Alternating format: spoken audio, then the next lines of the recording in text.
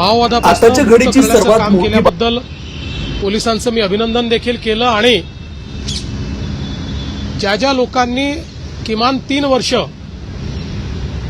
C60 हा जो आपला फोर्स आहे माओवादाच्या विरुद्ध लढणारा त्यामध्ये काम केलेलं आहे त्या सगळ्यांना C60 मेडल हे देण्याचा निर्णय आज या ठिकाणी मी घोषित केला आहे। दुसरा आमचा प्रयत्न असा आहे की आपल्याकडे तंत्रज्ञान फार मोठ्या प्रमाणात आहे, विशेषतः आर्टिफिशियल इंटेलिजन्सचा उपयोग करून आपण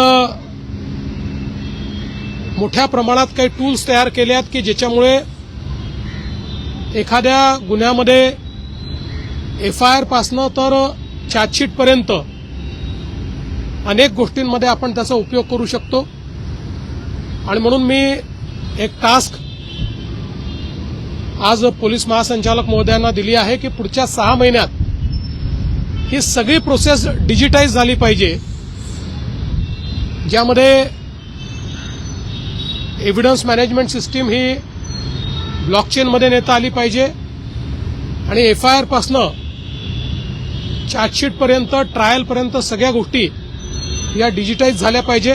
कारण ती कॅपेबिलिटी आता ती फक्त सर्वदूर सर्व पोलीस स्टेशनमध्ये एस्टॅब्लिश करण्याची आवश्यकता आहे, तर त्याही दृष्टीने आपला प्रयत्न असणार आहे। आपल्याला कल्पना आहे की अपराध सिद्धीचा दर हा महाराष्ट्राने चांगल्या पद्धतीने वाढवला आहे, तथापि अद्यापही आपल्याला आपण जे काही ध्येय ठरवलं आहे त्यापेक्षा आपण पुष्कळ मागे आहोत। आपल्याला 95% पर्यंत अपराध सिद्धीचा दर न्यायचा, आता आपण 50% आहोत। सेशन्स ट्रायलमध्ये तो अधिक कमी आहे, त्यामुळे सेशन्स ट्रायलमध्ये जास्त चांगल्या पद्धतीनं तो रेट कसा वाढवता येईल याच्या काही स्ट्रॅटेजीजवर आज चर्चा झालेली आहे आणि या संदर्भात AIचा उपयोग करून गेल्या 4-5 वर्षातल्या ज्या काही केसेस आहेत याचा एनालिसिस करण्याचं CIDला सांगितलेलं आहे की त्यांनी ज्या केसेसमध्ये कन्व्हिक्शन झालं नाही त्याची कारणं काय होती, त्यामध्ये कुठे लूप होल्स होते, असं करून एक निश्चित धोरण तयार करावं जेणेकरून पुढच्या काळात त्याचा अवलंब करून केसमध्ये कुठली गॅप राहणार नाही, अशा पद्धतीचा प्रयत्न आपण करणार आहोत। पोलिसांनी प्रयत्न करून राज्यामध्ये ॲक्सिडेंट्समध्ये कमतरता आणलेली आहे, पण त्याच्यावर अजून चांगलं काम करण्याची आवश्यकता आहे। त्या दृष्टीने काही प्रयोग झालेले आहेत। DGंनी नागपूरच्या एका प्रयोगाचा उल्लेख केला ज्यामध्ये 30% ॲक्सिडेंट कमी झाले आहेत, मुंबई पुणे एक्सप्रेसवेवर ॲक्सिडेंट्स कमी झाले आहेत। तशा प्रकारचं मॉडेल हे तयार करून महाराष्ट्रामध्ये ॲक्सिडेंट्स कसे कमी करता येतील, रस्ते अपघात कसे कमी करता येतील या संदर्भातली चर्चा झाली। राष्ट्रीय सुरक्षेचे मुद्दे असतील आणि सायबर स्पेस यामध्ये होणारे गुन्हे असतील या संदर्भातली चर्चा याच्यामध्ये झाली। विशेषतः ड्रग्सच्या संदर्भात पुढच्या काळामध्ये ड्रग्स फ्री कॅम्पस ही जी काही एक संकल्पना आहे ती अधिक दृढतेनं कशी करायची या संदर्भात आज विचार झाला आणि त्या संदर्भात एक पुन्हा वेगळं सादरीकरण आणि त्याची एक स्ट्रॅटेजी ही या ठिकाणी DG तयार करून आमच्यासमोर ठेवणार आहेत आणि पुढच्या काळामध्ये ड्रग्सच्या विरुद्ध एक खूप मोठी लढाई ही महाराष्ट्रामध्ये सुरू करण्याचा निर्णय हा देखील आज आपण या ठिकाणी घेतलेला आहे।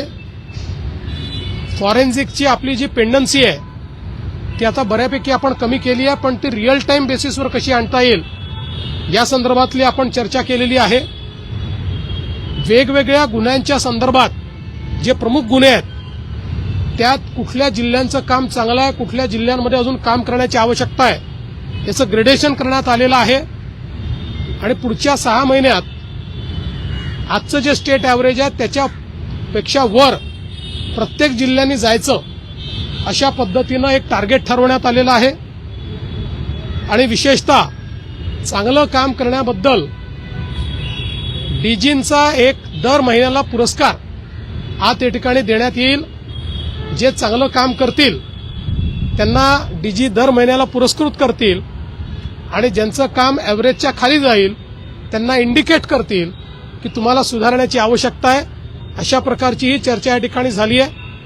एकूणच पोलीस वेलफेअर असेल किंवा सगळ्या पोलिसांसमोरचे चॅलेंजेस असतील, मग वेगवेगळ्या प्रकारचे जातीय तणाव असतील, धार्मिक तणाव असतील, आंदोलनं असतील, या सगळ्या गोष्टींची एक मोठी चर्चा होऊन त्या संदर्भात पुढची स्ट्रॅटेजी आणि वे फॉरवर्ड अशा सगळ्या गोष्टींवर आज ही कॉन्फरन्स या ठिकाणी झालेली आहे.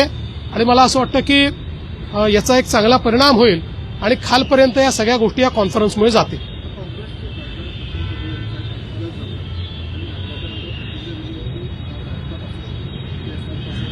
मी जरूर त्याची माहिती घेईल आणि प्रशांत पडोळेच काय, ते तर खासदार आहेत.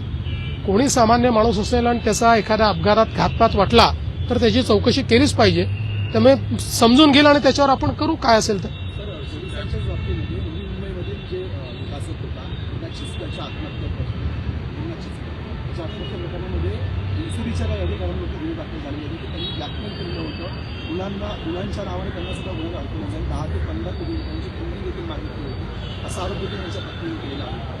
वेगळ्या प्रकारे तपास होईल की स्थानिक पातळीवर याचा तपास योग्य पद्धतीने होईल. पोलिसांनी गुन्हे रजिस्टर केले याचा अर्थ त्याचा सिरियसनेस त्यांनी समजून घेतलेला आहे. यामध्ये कोर्टात देखील केस चाललेली आहे, कोर्टाचे काही डायरेक्टिव्ह आहेत. त्यामुळे फॅमिलीवरही अन्याय होणार नाही आणि आरोप खरे असतील तर कारवाई होईल या पद्धतीनं त्या ठिकाणी काम केलं जाईल. दोषींच्या संदर्भात अनेक चर्चा रंगताना दिसत आहेत. कुठेतरी ते रजेवर गेले आहेत. त्या संदर्भात जी काही आम्ही एक प्राथमिक चौकशी करतो आहे त्या चौकशीवर कोणता परिणाम होऊ नये म्हणून ते रजेवर आहे.